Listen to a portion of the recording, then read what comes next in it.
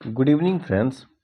देखिए, जैसा कि बिहार में आपका 12,199 जो पद आया था, 12,199 की जो वैकेंसीज आई थी बीएसएससी इंटर लेवल के लिए, उसी के रिगार्डिंग एक कल पेपर में न्यूज आया था कि उसके लिए जो आवेदन है वो 25 लाख उसके लिए आवेदन किए गए हैं और जिसका एग्ज़ाम मार्च में आपको होगा। संभावित है कि मार्च में आपका परीक्षा होगा। तो उसी के रिगार्डिंग एक बात मैं कुछ आप लोग के समक्ष लेके आया हूँ। कि अभी देखिए, जिसका भी दरोगा का एग्ज़ाम था तो उसका एग्ज़ाम तो आपका लगभग प्री एग्ज़ाम हो गया।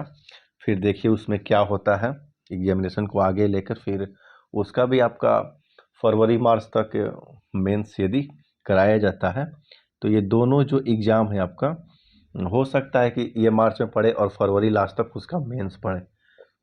तो क्या सबसे बड़ी बात है, क्या आप दोनों एग्ज़ाम को एक साथ लेके चल सकते हैं? पहला तो प्रश्न ये है कि दोनों एग्ज़ाम को आप एक साथ लेके चल सकते हैं कि नहीं?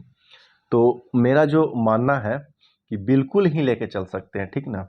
इस दोनों एग्ज़ाम का जो सिलेबस है उसमें अंतर बस इतना ही है कि मैथ और रीजनिंग का, और 75 आपका जीएस उसमें भी है। तो जो लोग इन दोनों का एग्ज़ाम को एक साथ लेके चलेंगे तो मुझे लगता है कि बेनिफिट उनको ज़्यादा है जो दोनों एग्ज़ाम एक साथ लेके चल रहे हैं। मतलब कोई अलग तैयारी नहीं कर रहे हैं, एक कॉमन ही तैयारी कर रहे हैं और बीएसएससी का सेट बना रहे हैं और साथ में दरोगा के लिए जो भी इनिशियल अकॉर्डिंग टू सिलेबस है वो लेके चल रहे हैं। तो ज़्यादा बेटर मेरे हिसाब से ज़्यादा बेटर वही होगा। अब इसका मैं साइंटिफिकली बात कर रहा हूँ क्यों, कि देखिए, जो बीएसएससी इंटर लेवल का जो एग्ज़ाम होगा इसमें आपका 150 क्वेश्चन है। पहली बात तो ये 150 क्वेश्चन में आपका 25 रीजनिंग रहेगा और आपका 50 आपका इसमें 25 मैथ रहेगा, ठीक ना? सॉरी फ्रेंड्स, 25 मैथ और 50 रीजनिंग रहेगा। तो आपका ये हो गया 75 क्वेश्चंस और उधर आपका 25 साइंस रहेगा और 50 अदर जीके रहेगा, ज्योग्राफी, हिस्ट्री, पॉलिटी और आपका इकोनॉमिक्स प्लस करंट अफेयर्स जो भी रहे। तो उधर से आपको 75 क्वेश्चंस जीएस का हो जाएगा, 25 मैथ का और 50 रीजनिंग का। और यार, और आप जब इधर दरोगा का आप सिलेबस देखिएगा मेंस का, तो पहली बात कि दरोगा का कोई सिलेबस नहीं है, ठीक ना? कभी करंट पूछ लेता है, कभी नहीं पूछता है। तो आपको तो एक ऑलराउंडर तैयारी करना ही पड़ेगा। तो अभी तक तो आप जो करते आए हैं इससे कुछ करंट अफेयर्स वगैरह के लिए कुछ ज़्यादा तो करना है नहीं। अब बहुत बार ऐसा देखा गया है कि मेंस में करंट नहीं पूछा और किसी एग्जाम में एक पैक पूछ दिया। तो आपके पास तो हर तरह का तीर आपके तर्कस में रहना चाहिए ताकि उस दिन जो पूछ रहा है आप उससे पीछे नहीं हटें। तो अब इसका कॉमन तैयारी करने का ही हम आपको बेनिफिट बताने वाले हैं कि आपको क्या फ़ायदा होगा। तो सबसे बड़ी इसका फ़ायदा यह होगा कि बीएसएससी का एग्ज़ाम के लिए यदि आप सेट बनाते हैं और दरोगा के लिए कॉमन, ठीक ना? क्योंकि अब आपका एग्ज़ाम का लेवल में बहुत ज़्यादा का अंतर अब पहले की तरह रह नहीं गया है, ठीक ना? कहीं पे भी क्वेश्चंस ऑफ फ्लैट की संख्या धीरे धीरे कम करते जा रहा है बोर्ड। तो अब इसमें आप जब 150 क्वेश्चंस बनाएंगे तो इसका जो रीजनिंग का स्तर रहता है वो बहुत ज़्यादा आपका बीएसएससी का रहता नहीं है। और अब जब इससे आप रीजनिंग बनाएंगे इसका, तो कहीं ना कहीं इसका लाभ आपको दरोगा के एग्जाम में मिलना ही मिलना है। यदि 5-6 क्वेश्चन आपका रीजनिंग का रहा तो जाहिर सी बात है कि वो आपको मिस नहीं करेगा।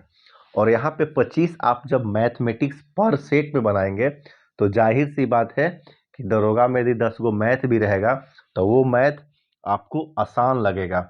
जो बीएसएससी का सेट नहीं बनाएगा, जो सिर्फ दरोगा का सेट बनाएगा, तो उसको 4-5 गो मैथ मिलेगा और यहाँ आपको 25 गो मैथ मिलेगा हर सेट में। तो कहीं ना कहीं उस जो दरोगा का सिर्फ सेट बना रहा है उस लड़का से जो बीएसएससी का सेट बना रहा है और उसको देना है दोनों एग्जाम, तो कहीं ना कहीं इसको ज़्यादा बेनिफिट रहेगा। जान लीजिए, आपका मैथ में भी, रीजनिंग में भी, यहाँ पे कुछ स्पेसिफिक टाइप का साइंस पूछा जाता है बीएसएससी के सेट में। और देखिए, एक ही तैयारी में कॉमन दोनों हो जाता है। इसका हम ताज़ा एक आपको एग्जाम्पल दे रहे हैं कि जिस समय हम सीपीओ निकाले थे, तो सीपीओ निकाल के सब इंस्पेक्टर बने थे आपका बीएसएफ में। तो जब हम इंग्लिश की तैयारी करते थे तो लोग पूछता था कि आप मतलब किस चीज़ का इंग्लिश का तैयारी कर रहे हैं। तो हम बोलते थे कि हम तो जनरली इंग्लिश का तैयारी कर रहे हैं। तो उस समय लोगों के मतलब एक जो जनरल जो आपके स्टूडेंट के मन में बना हुआ था कि नहीं एसएससी का इंग्लिश अलग है, बैंक का इंग्लिश अलग है, और कोई एग्ज़ाम देने जा रहे हैं तो आपका उसका इंग्लिश अलग है। बट मैंने सिर्फ इंग्लिश का तैयारी किया, और एक बार आपका जब लेवल आ जाएगा तो चाहे पीओ का इंग्लिश हो, चाहे आपका एसएससी का इंग्लिश हो, कोई इंग्लिश हो, आप गर्दा उड़ा देंगे।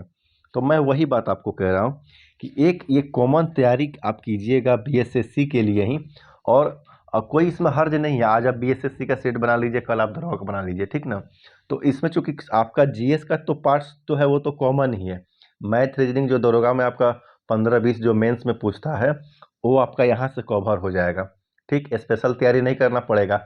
और चूंकि 2 महीना बाद ही आपका मेंस हो जाएगा, 2-2.5 महीना बाद, तो आपको करंट तो अभी तक आप याद करिए कि गए थे, 1-2 महीना का ही आप बढ़ा लीजिएगा रिवीजन करके, तो आपको करंट अफेयर्स का भी मतलब जो समस्या है, वो जो आपकी मतलब क्षतिपूर्ति करना, उसकी भरपाई हो जाएगा। और एक मतलब कम समय में आपका दोनों एग्जाम एक साथ तैयार हो जाएंगे। और रही बात दरोगा के लिए, यदि आपको लगे कि मतलब कि हमको हिंदी का तैयारी करें नहीं करें, तो हम आपको सलाह देंगे कि हिंदी का तैयारी नहीं कीजिए, ठीक ना। बी फ्रैंक आपको बता रहे हैं, नहीं भी कीजिएगा तो आपको पास करने से ज़्यादा नंबर आ जाएगा, और कीजिएगा तो आपको आ जाएगा 75 नंबर, आपको उससे कोई फ़ायदा होगा नहीं। ऐसा नहीं कि आप उससे उसके बेसिस पे आपको मतलब जो फाइनल सिलेक्शन हो जाएगा। तो हिंदी का तैयारी नहीं करना है। जब एग्ज़ाम आ जाएगा, जब आपका डेट आ जाएगा, मेंस का एडमिट कार्ड आ जाएगा, उसके बाद 1-2 बार लुसेंट पढ़ लीजिएगा हिंदी का, उतने पढ़िएगा तो आप पास कर जाइएगा। नहीं पढ़िएगा कोई दिन तो आप पास कर जाइएगा, ये आप जान लीजिए, हम आपको गारंटी दे रहे हैं। तो हिंदी का कोई विशेष इन्हें उन्हें तैयारी नहीं करना है कि लुसेंट खरीद लिया जैसे पढ़ने, कुछ नहीं। हिंदी का तैयारी करना ही नहीं है। जब एडमिट कार्ड आएगा उसके बाद 1-2 बार लुसेंट पढ़िएगा, सेट 1-2 को मार लीजिएगा, पास कर जाइएगा। तो ये कॉमन आप तैयारी करें, ये नहीं कि मतलब दरोगा की तैयारी अलग कर रही, सर नहीं। दोनों का एक साथ तैयारी कीजिए। आज बीएसएससी का सेट बनाइए, कल आप दरोगा का बनाइए, क्योंकि दोनों का कॉमन सिलेबस है, ठीक ना, कॉमन सिलेबस है। बस इसमें मैथ रीजनिंग ज़्यादा है, और ज़्यादा मैथ रीजनिंग बनाइएगा तो आपको दरोगा के एग्जाम के लिए और बेटर, हमको तो लगता है कि बहुत ज़्यादा बेटर है। क्यों? क्योंकि वहाँ पे आपका मैथ रीजनिंग एक भी गलत नहीं होगा, और क्वेश्चंस कैसा भी रहे मेंस में तो आपको मार्क्स उठाने ही होंगे मेरिट लिस्ट के लिए। तो मेरे हिसाब से आप फ्रेंड्स कॉमन तैयारी कीजिए। कल का जो वीडियो एक बनाना हम चाहेंगे शाम को, जिसमें बिल्कुल स्पेसिफिक तरीका से बताया जाएगा कि कौन कौन सा बुक पढ़िए, ढेर बुक नहीं पढ़ना है, ठीक ना। पढ़नियार विद्यार्थी का बस्ता कभी भारी नहीं रहा, ये बचपन से हम लोग जीवन कहते थे। तो ठीक है फ्रेंड्स, कल शाम को एक आते हैं, बट लास्ट में यही कहूँगा कि इसका आप कॉमन तैयारी करें, ठीक ना। कोई अलग से दोनों का तैयारी नहीं करें, सिलेबस सेम है, आपको बेनिफिट होगा। ठीक है फ्रेंड्स, बाय।